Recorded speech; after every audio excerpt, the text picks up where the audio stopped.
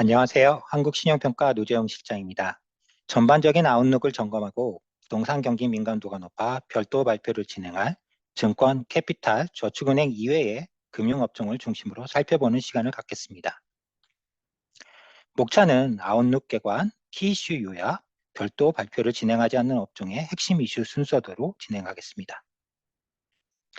금융업종의 인더스트리 아웃룩은 증권, 캐피탈, 저축은행, 신용카드는 비우호적으로 보고 있습니다.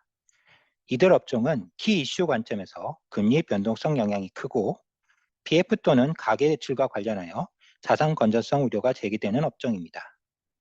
이들 중 부동산 경기 민감도가 높고 금리에 따른 유동성 변동 영향이 큰 증권, 캐피탈, 저축은행의 크레딧 아웃룩은 부정적으로 전망되고 있습니다.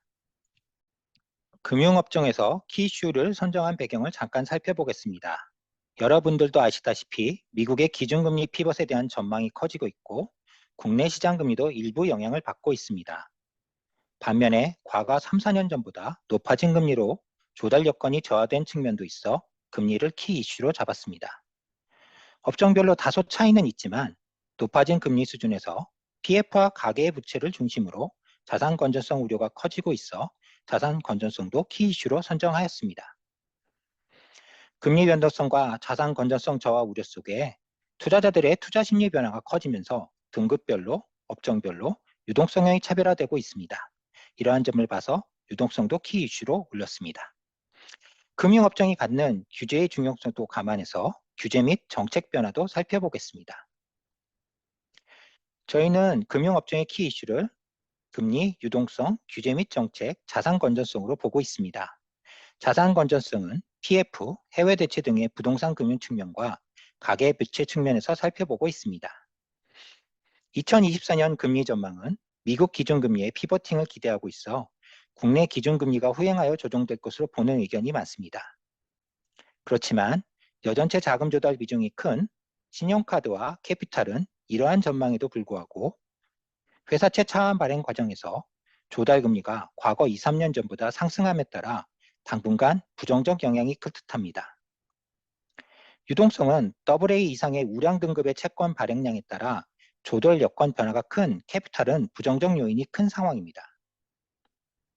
규제 및 정책은 PF 경기 연착륙 정책이 지속되고 있어 직접적으로 부정적 요인은 없다고 판단됩니다. 가맹점 수수료율이 지속적으로 낮아진 신용카드와 손해보험에 비해 규제 영향이 상대적으로 큰 생명보험은 다소 부정적으로 보고 있습니다. 부동산 금융의 건전성은 최근 태형건설이 워크아웃을 신청하는 등 사업 환경이 악화된 측면이 있습니다. 따라서 부동산 경기 민감도가 큰 증권, 캐피탈, 저축은행에 있어 부정적 요인이 크다고 보고 있습니다. 가계부채는 가계부채의 절대적 규모가 확대되고 취약차들을 중심으로 신용도 저하 요인이 커지고 있어 신용카드, 저축은행과 은행에 있어 살펴볼 필요가 있습니다. 은행업은 인더스트리 압력을 중립적으로 보고 있으며 키 이슈에 있어서 금리와 가계부채를 다소 부정적 요인으로 전망되었습니다. 금리가 하향 기조를 보이면서 NIM 하락이 예상되고 금리 수준이 높아 자산 쪽에서 특히 가계대출의 연체율 증가세가 우려됩니다. 금리 영향만 조금 더 살펴보면 은행의 NIM은 2022년 4분기를 정점으로 이미 하향세가 지속되고 있습니다. 순이익 규모도 2023년을 고점으로 NIM 감소와 대손 삼각기 부담 증가가 결합되면서 24년에는 줄어들 전망입니다. 자산 건전성은 연체율이 2022년 이후 높아지고 있어 취약차주를 중심으로 우려가 커지고 있습니다. 다만 은행권의 충당금 커버리지가 220%를 상회하고 있고 중소기업 및 개인 사업자 대출에 있어 담보나 보증 조건의 비중이 높아지고 있어 급격한 건전성 저하 가능성은 낮다고 보고 있습니다. 당사가 등급을 보유한 12개 일반은행의 BIS 기본 자기자본 비율은 2023년 9월 말 18% 수준으로 우수한 자본 적성성 지표를 유지하고 있습니다. 우수한 자본 완충력 등을 감안할 때 크레딧 아웃룩은 안정적입니다. 생명보험은 인더스트리 아웃룩을 중립적으로 보고 있으며 키 이슈에 있어서는 규제 및 정책, 건전성이 다소 부정적인 요인으로 전망되었습니다. IFRS 17 가이드라인 적용과 보험부채 할인율 산정 기준 강화 등의 규제 변화가 재무지표에 일정 부분 영향을 미칠 것으로 예상되어 해당 사항에 대한 모니터링이 필요한 상황입니다. 다만 관련 경과 조치가 있어 급격한 변화는 제한적일 것으로 예상됩니다. 건전성과 관련해서는 국내의 부동산에 대한 우려가 있습니다만 아직까지 당사가 등급한 대부분의 생보사에서 대체 투자의 비중이 17% 수준으로 높지 않은 수준입니다. 고정이하 자산 비율도 2023년 6월 말 현재 0.21%로 소폭 상승하였지만 여전히 낮은 상황입니다. 규제 및 정책과 관련해서는 경과 조치 후 지급 여력 비율이 224.3%로 자기자본 증가 및 경과 조치 적용 효과가 요구자본 증가분을 상쇄하여 있습니다. 그럼에도 금리 하향 기조 속에 관련 규제가 강화된다면 재무지표의 변동 가능성이 있어 보수적인 자본 관리가 필요하다고 보고 있습니다. 종합적으로 IFRS 17 도입으로 개선된 수익성이 당분간 유지될 것으로 전망되어 크레딧 아웃룩은 안정적입니다. 손해보험 산업은 인더스트리 아웃룩을 중립적으로 보고 있으며 키 이슈에 있어서는 건전성이 다소 부정적인 요인으로 전망되었습니다. 당사가 등급을 보유한 손해보험사에 있어서 대체 투자 자산이 전체 운용 자산의 29% 수준으로 비중이 생명보험사에 비해 다소 높고 특히 해외는 후순위 비중이 높아 오피스를 중심으로 모니터링이 필요합니다. 보험계약 마진 상가액을 기반으로 당분간 우수한 보험 수익성이 예상됩니다. 그렇지만 FVPL의 비중이 23%를 넘어서서 금융자산의 평가손익에 따른 투자손익 변동성이 확대될 수 있습니다. 2023년 6월 말 고정이하 자산 비율이 0.53%로 생명보험사보다 높아 관련 사항을 모니터링하고 있습니다. 손해보험사들의 안정적인 이익 창출력을 감안할 때 크레딧 아웃룩은 안정적입니다.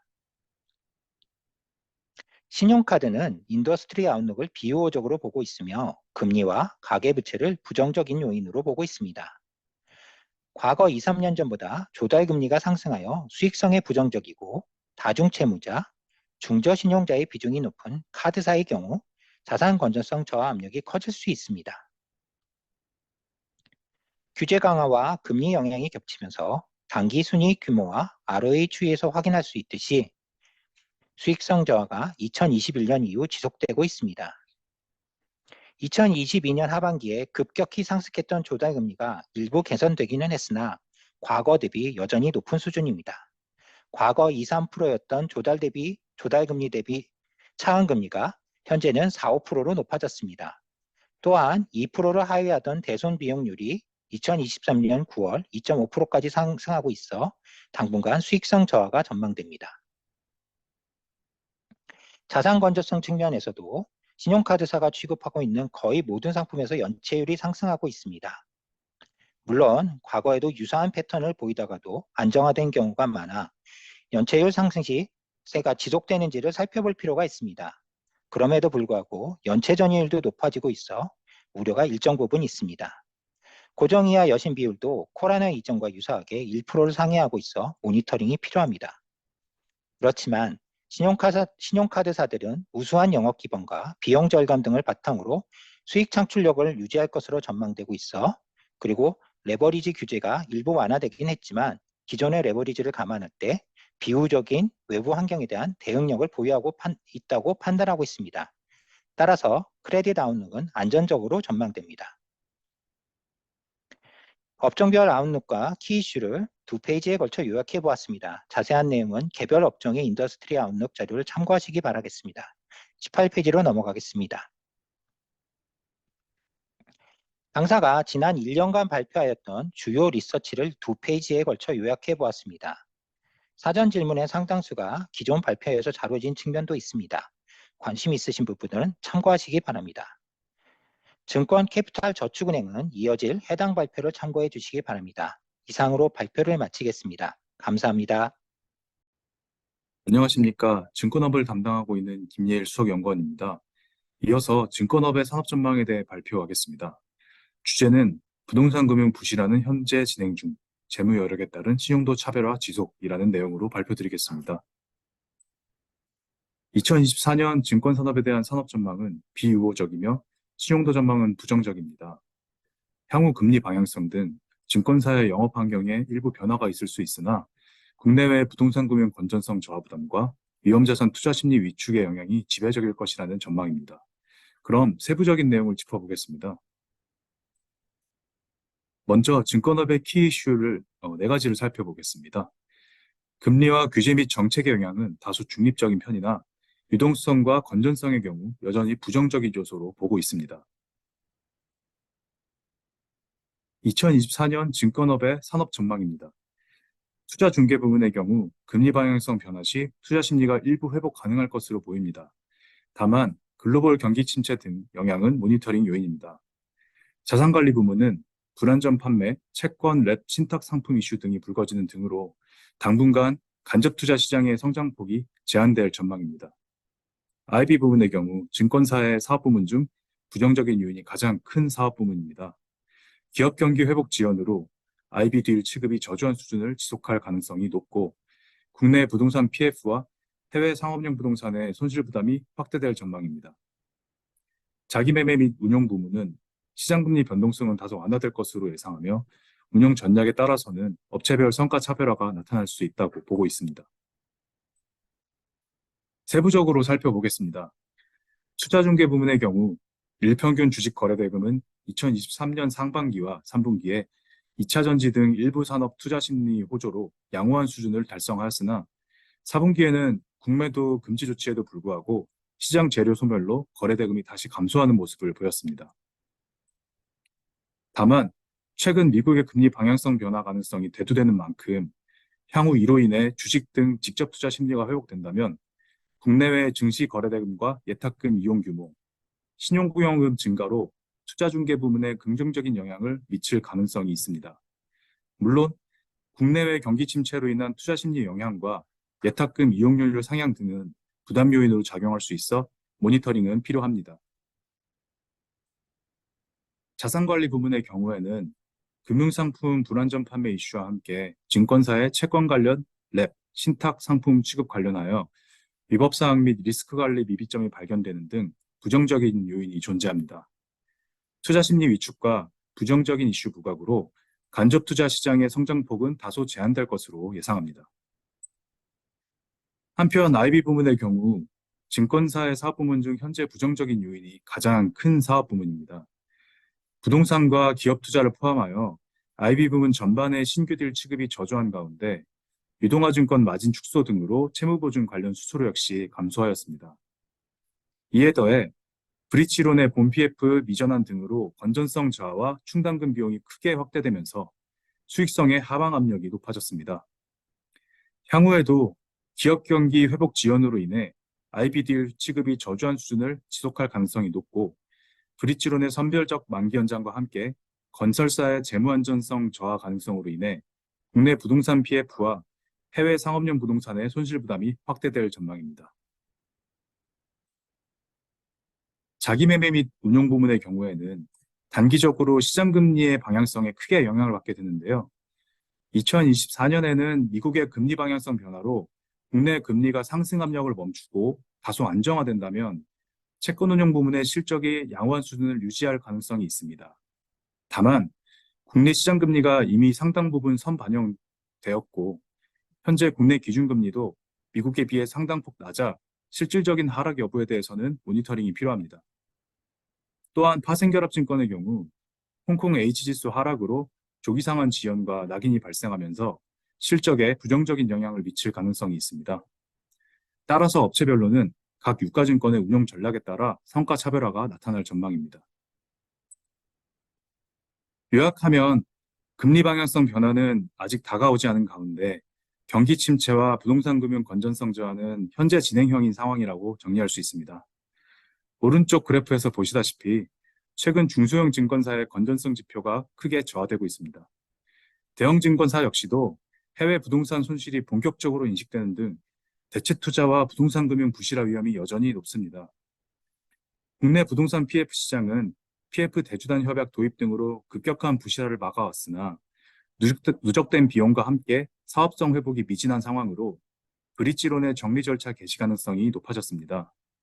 한편 본 PF는 건설사의 준공 리스크 통제 가능성을 바탕으로 아직까지는 손실 현실화가 크지 않았으나 최근 태형건설이 워크아웃을 신청하는 등 건설사의 재무 안정성 저하 시 손실 부담이 더욱 가중될 가능성도 있습니다. 이러한 사업 전망을 감안하여 증권업에 대한 신용도 전망은 부정적이라고 판단합니다. 그 근거를 세 가지로 정리하면 첫 번째로는 업권 전반의 수익성 저하가 지속될 전망입니다. 금리 방향성 변화로 증권사의 영업 환경이 다소 개선될 가능성은 있지만 최근 국내 경기 침체, 금융상품 판매 사고 등으로 위험 자산에 대한 투자 심리 위축은 지속될 가능성이 높습니다. 그리고 일부 지역의 부동산 가격과 일부 산업의 기업 가치가 회복하더라도 증권사 IB 부문 시장 전반이 과거의 양호한 수준으로 회복하기에는 역부족일 것으로 예상합니다. 두 번째로는 국내외 부동산 금융에서 건전성 저하 부담이 지속될 전망입니다. 국내 부동산 PF 부실과 해외 대체 투자 손실 확대로 증권사의 재무 부담이 더욱 확대될 수 있습니다. 마지막으로 위험 익스포저 부담과 재무 여력에 따라 사업 기반 차별화가 나타날 전망입니다. 일부 중소형사의 경우 위험 익스포저 감축 과정에서 사업부 및 인력 구조 조정으로 인해 수익 기반 위축이 가속화될 수 있습니다. 리스크 부담이 높고 재무 여력이 취약한 업체의 경우 사업 기반 유지가 어려울 수 있는 등 업체별 재무 여력에 따라 사업 경쟁력도 차별화될 전망입니다. 증권사 중 주요 익슈 업체의 경우 SK증권과 다울투자증권이 있습니다. SK증권은 취약한 수익 구조와 시장 지위 약화, 위험 익스포저 부담에 따라 등급 전망을 부정적으로 변경한 바 있습니다. 구조 조정을 통한 비용 구조 개선 여부와 위험 익스포저 및 재무 안정성 관리를 모니터링하여 신용도에 반영할 계획입니다. 다울투자증권은 주요 사업 기반이 크게 위축되었고 부동산 금융 부실화로 인한 수익성 및 재무 안정성 저하가 크게 나타났습니다. 계열사 재무 부담도 내재하고 있어 향후 수익 기반 및 이익 구조 개선과 건전성 저하 및 계열사 지원 부담에 따른 재무 안정성 관리 여부를 모니터링하겠습니다. 다음은 증권사의 부동산 금융 관련 대응력을 점검해 보겠습니다. 최근까지 PF 대주단 협약으로 상당 규모의 PF 사업장이 만기 연장으로 대응을 해왔습니다. 그러나 정부의 기조와 PF 시장의 흐름상 향후에는 선별적 만기 연장으로 전환될 가능성이 높아 보입니다. 이 경우 사업성이 여리한 브릿지론 등은 재구조화 및 정리 절차를 밟을 가능성이 있고 중소형 증권사의 손실 부담은 높아질 것이라고 예상합니다. 다만 이것이 PF 시장 전체의 붕괴를 의미하지는 않고 사업성 관점에서 선별적인 정리가 이루어질 것으로 판단합니다.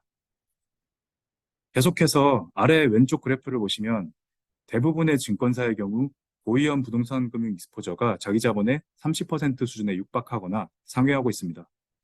그 중에서도 특히 중형사와 소형사의 경우 브릿지론과 중후순위성 본 PF의 부담이 비교적 높습니다. 증권업권의 양적 부담이 사업권 대비 특별히 높은 편은 아니고 자본 적정성이 양호한 점 등을 감안할 때 업계 전반의 대응력은 존재한다고 보지만 중소형사의 경우 부동산 금융 외에 다른 수익 기반이 거의 미미하다는 점이 취약점이라고 판단합니다. 향후에도 부동산 PF와 만기 도래에 따라 일부 중소형 증권사의 재무 부담은 지속될 전망입니다. 최근 브릿지론뿐 아니라 건설사의 자금 사정이 악화되는 등 부동산 PF 관련 리스크가 더욱 확대될 수 있어 당사는 관련 리스크에 대한 모니터링을 강화할 것이며 재무 안정성과 사업 기반이 취약해진 증권사에 대해 향후 신용도를 재검토할 수 있습니다. 다음은 홍콩 H지수 하락에 따른 증권사 리스크 수준에 대해서 말씀드리겠습니다. 지수 하락으로 인해 조기 상한이 지연되고 낙인이 발생하면서 고객의 투자 손실이 지속 확대되고 있기에 당분간 해당 시장의 위축은 불가피할 수 있습니다. 또한 낙인으로 인해 델타 값이 급변동하는 등 핀 리스크 확대에 따라 증권사의 해치 비용과 트레이딩 손실이 증가할 수 있습니다. 그러나 양적 규모가 과거 대비 크게 축소된 편이고 지수 하락에 대비해서는 델타 해치와 함께 트레이딩 손익 인식이 지속되었음을 감안하면 추가적인 대규모 손실에 노출될 가능성은 제한적으로 보입니다. 한편 이외에 불안전 판매 이슈 등 일시적 보상 비용과 평판 리스크 훼손 측면에서는 영향을 모니터링할 필요는 있겠습니다. 다음은 당사에서 신용등급을 부여한 증권사의 신용등급 현황입니다. 그럼 증권업 발표는 여기서 마치도록 하겠습니다. 다음으로는 캐피탈업에 대해 전세한 수석이 발표하도록 하겠습니다. 감사합니다. 예, 증권에 이어서 캐피탈 발표를 진행하겠습니다. 안녕하십니까. 캐피탈 산업의 인더스트리 아웃룩의 발표를 맡은 금융구조화 평가본부의 전세한 수석 애널리스트입니다. 본 발표는 크게 산업 전망, 등급 전망, 주요 이슈 세 부분으로 구성되어 있으며 뒤이어서 말씀드릴 내용의 종합적인 요약을 본 페이지에서 보실 수 있습니다. 2024년 캐피탈 산업에 대한 인더스트리 아웃룩과 크레딧 아웃룩은 모두 부정적입니다. 상세 내용은 본문의 내용에서 설명드리도록 하겠습니다. 타 업종과 동일하게 금리, 유동성, 규제 및 정책, 건전성 측면에서 향후 전망에 대한 분석 및 요약을 해보았습니다. 금리의 경우 업권 전반적으로 지속되고 있는 조달 비용 부담 상승세, 제한적인 신규 영업자산 취급세 속에서 순이자 마진의 축소도 예상된다는 점에서 부정적으로 판단하였습니다. 유동성 측면에서는 여전체 발행 환경의 불안 요인으로 인해 발행 시장의 변동성이 높을 것으로 예상된다는 점과 부동산 PF를 중심으로 영업자산 내 NPL 여신 규모 확대도 전망된다는 점에서 부정적으로 전망하고 있습니다. 건전성의 경우 부동산 PF의 부실이 확대될 것으로 전망되는 가운데 부실 여신에 대한 외부 매각을 통한 지표 관리의 어려움도 함께 예상되어서 부정적인 전망을 제시하였습니다. 마지막으로 규제 및 정책의 경우 2023년 중 이어졌던 시장 안정화 조치, 부동산 PF 대책 등이 2024년에도 계속 이어질 것으로 전망되며 2024년부터 파생결합증권 해지 자산에서 여전체 편입 비율이 8%로 축소되나 여전체 시장에 미치는 영향은 제한적일 것으로 예상됨에 따라서 중립적으로 판단하였습니다. 이제부터는 본론으로 들어가 앞서 짧게 설명드린 사항에 대해서 상세 내용에 대해서 말씀드리겠습니다. 먼저 인더스트리 아웃룩입니다. 2023년 캐피탈 산업은 쉽지 않은 한 해였으나 2024년에도 비우호적인 환경이 이어질 것으로 예상됩니다. 비우호적인 산업 전망에 대한 주요 근거로는 크게 첫째, 고금리 기조와의 조달 측면의 이슈, 다음으로 부동산 PF 부실과 관련된 건전성 이슈, 마지막으로 조달 비용과 대손 비용 증가세 속에서 영업 환경 또한 녹록치 않아 업권의 실적 저하세가 지속될 것으로 예상된다는 점입니다. 먼저 조달과 관련된 사항에 대해서 조금 더 자세히 말씀을 드리겠습니다. 여전체 발행금리의 급등세는 2023년 들어 다소 안정화되었으나 장기화되고 있는 고금리 기조 속에서 캐피탈사들의 조달 비용 부담은 계속적으로 상승하고 있습니다. 2024년 중 만기가 도래하는 여전체의 발행 당시 금리 수준과 현재 여전체의 평균 발행 금리의 갭은 여전히 큰 상황입니다. 2021년에서 2022년 저금리 기조 속에 발행되었던 차입부채의 차환, 대환 과정에서 조달 비용 상승으로 인한 업권 전반의 수익성에 부정적인 영향이 2024년에도 이어질 것으로 예상됩니다. 금리의 영향 이외에도 2023년 중에는 국내외 채권 시장의 변동성 확대로 여전체 조달 환경의 변동성이 크게 나타나는 모습을 보였습니다.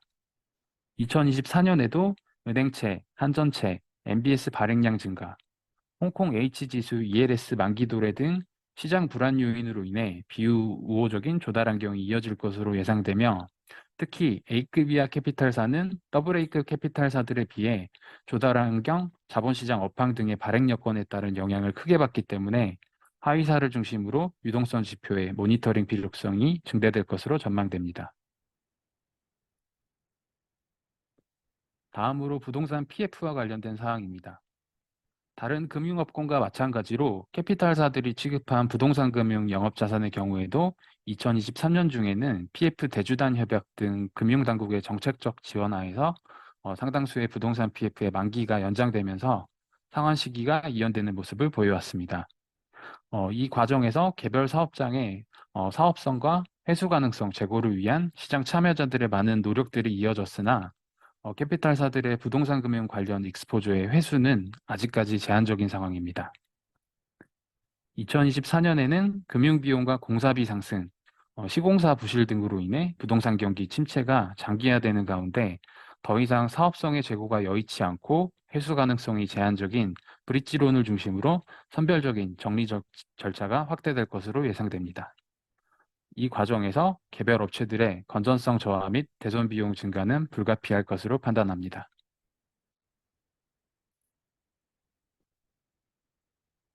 캐피탈사들의 수익성은 비우호적인 영업 환경이 지속됨에 따라서 2022년 이후 계속적인 저하세를 겪고 있습니다. 특히 앞서 설명드린 바와 같이 조달 비용 증가와 대손 부담의 확대가 2024년에도 이어질 것으로 예상됨에 따라 캐피탈사들의 수익성 저하는 불가피할 것으로 예상되고 있습니다. 특히 최근 일부 캐피탈사의 경우에는 최근 투자금융을 취급을 빠르게 늘려왔는데 투자금융의 경우 현재까지 회수 실적이 대체로 양호한 편이나 이익 규모 및 회수 시기를 통제할 수 없다는 본질적인 특성상 실적 변동성을 확대하는 요인으로 판단됩니다. 2024년에는 영업자산 내 투자금융의 비중이 큰 업체들의 회수 성과에 대해서 주목할 필요도 있습니다.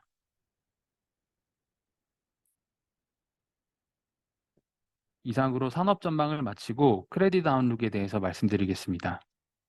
2024년 캐피탈 산업에 대한 신용등급 전망은 부정적입니다. 신용등급 측면에서 부동산 금융 비중이 높은 캐피탈사의 건전성 위험과 A급 이하 캐피탈사의 유동성 대응 능력을 주목할 필요가 있습니다. 먼저 건전성의 경우 현재 업권 내 대부분의 업체가 공통적인 부동산 PF 리스크 관리 모범 기준의 적용으로 상당수의 부실 우려 여신들의 건전성이 유주 이하로 분류된 상황이나 현재 부동산 경기 침체가 지속되는 와중에 수차례 만기가 연장된 만기 연장을 통해 금융비용 부담 확대와 공사비 상승분을 반영할 경우 현재 정상으로 분류된 자산들 중에서도 다수의 추가적인 건전성 저하세가 지속될 것으로 예상됩니다. 2024년 중 건전성이 저하된 부동산 금융 비중이 높아지는 캐피탈사의 경우에는 등급 하향 압력이 거셀 것으로 전망됩니다. A급 이하 업체의 경우 유동성 대응 능력에 대한 모니터링도 필요할 것으로 판단됩니다. 여전사의 경우 별도의 수신 기능이 없기 때문에 여전체 조달 여건 저하 시 건전성 저하 우려와 맞물려 유동성과 수익성이 빠르게 저하될 수 있습니다. 계열의 재무적 지원 가능성이 제한적이고 조달 구조가 상대적으로 여리한 A급 이하 업체들의 유동성 지표의 점검이 중요할 것입니다. 캐피탈사 중 주요 이슈 업체의 모니터링 요소에 대해서 말씀드리겠습니다. 현재 당사의 신용등급을 보유하고 있는 업체 중 OK캐피탈의 경우 신용등급 전망이 부정적으로 부여돼 있습니다. OK캐피탈은 영업자산 내 부동산 금융 비중이 높아 사업 안정성 저하 위험이 높은 것으로 판단되며 부동산 PF의 부실이 계속되고 있어 자산 건전성과 수익성이 동시에 하락하고 있습니다. 향후 부동산 금융의 회수 현황과 이를 반영한 유동성 상황에 대한 지속적인 모니터링이 필요합니다.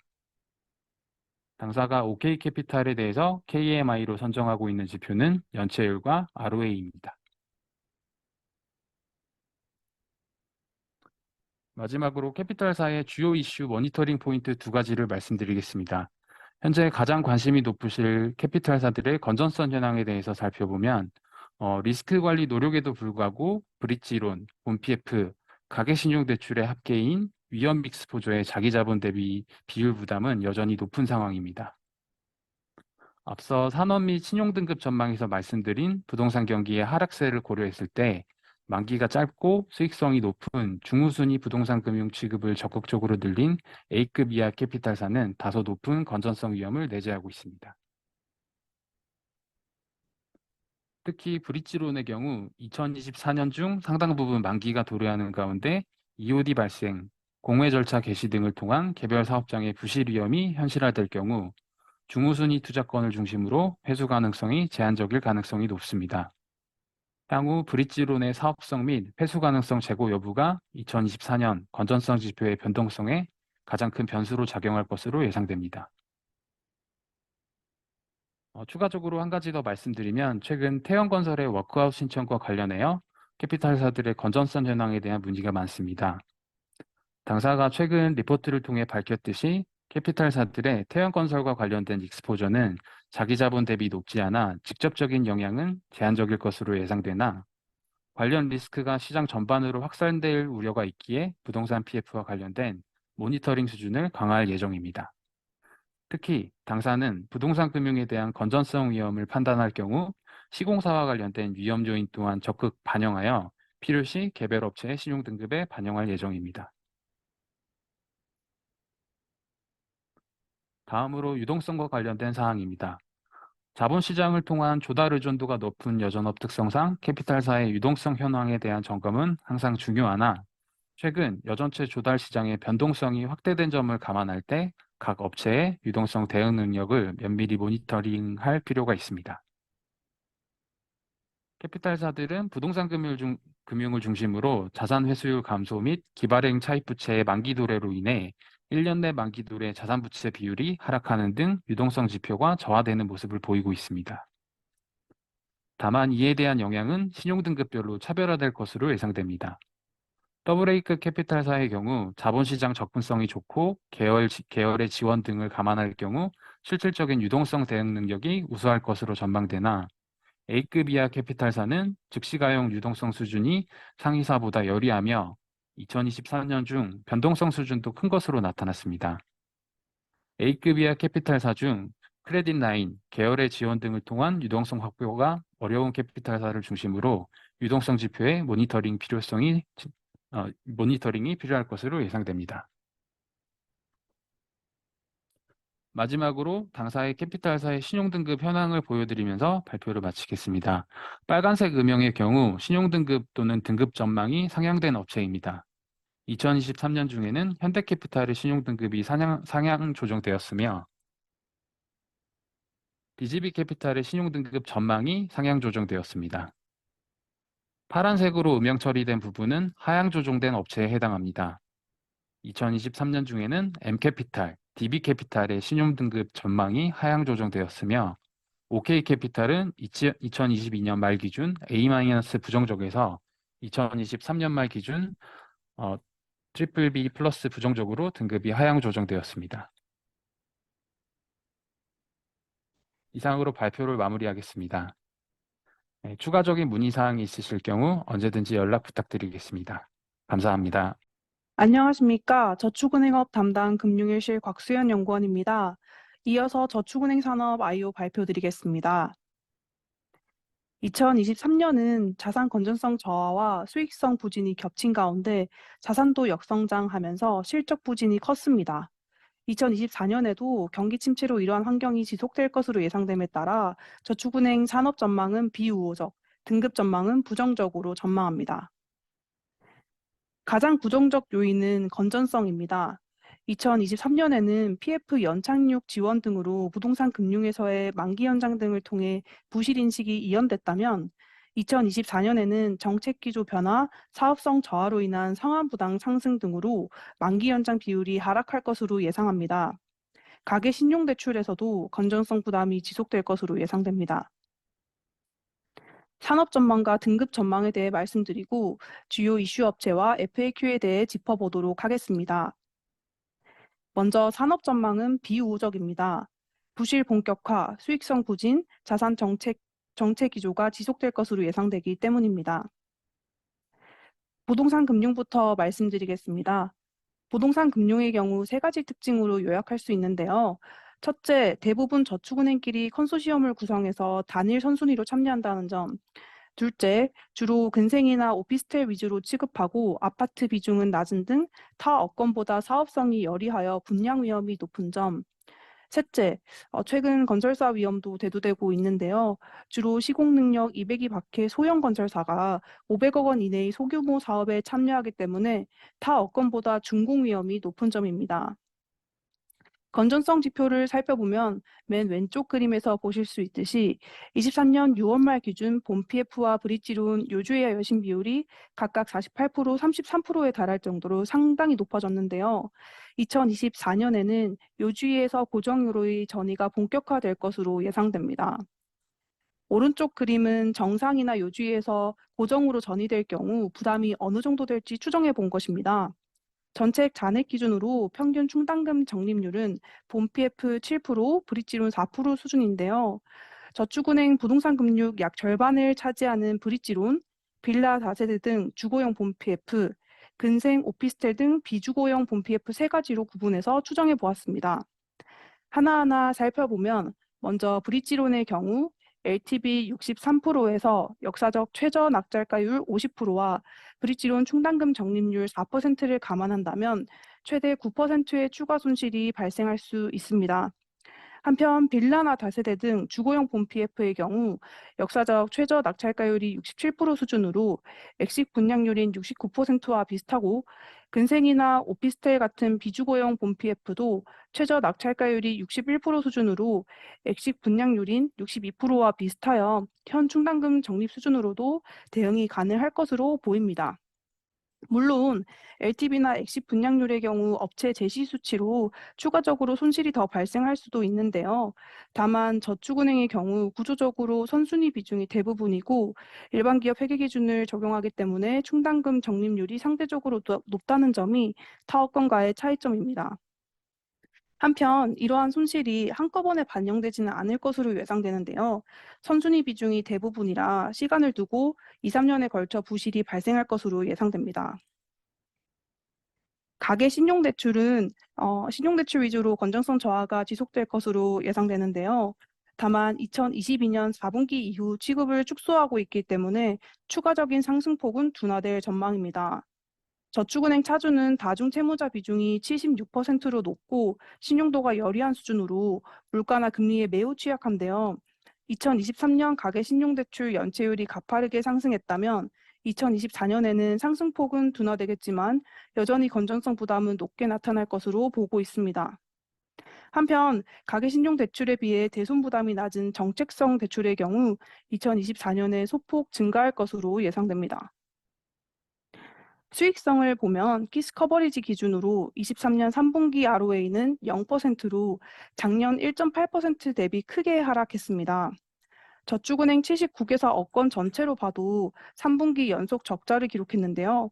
4분기에는 적자 폭은 줄어들겠으나 여전히 수익성은 부진할 전망입니다. 2024년에는 기준금리 인상 사이클이 종료되며 전년 대비 조달 비용이 하락하여 NIM이 소폭 상승할 전망입니다. 1년 만기 정기예금 신규 취급금리 기준으로 2022년 12월 5.5%에서 2023년 12월 4.1% 수준으로 하락했는데요. 다만 21년 2%대 수준에서 조달한 거에 비하면 4%대도 여전히 높은 수준이기 때문에 의미 있는 수준의 예대마진 개선은 쉽지 않을 것으로 보입니다.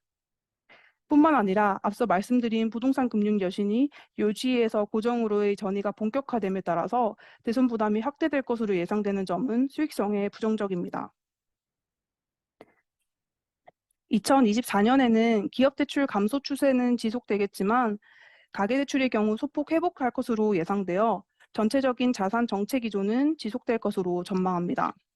여전히 높은 조달금리와 건전성 부담으로 외형 성장은 제한될 것으로 보는데요. 가계 부문의 경우 신용대출은 현 수준을 유지하겠지만 대손 부담이 낮은 정책성 대출은 소폭 증가할 것으로 전망됩니다. 반면 기업 대출은 2023년 부동산 금융 위주로 공급 축소가 빠르게 이어졌는데 2024년에도 자금 회수에 집중하는 전략이 이어질 것으로 예상됩니다.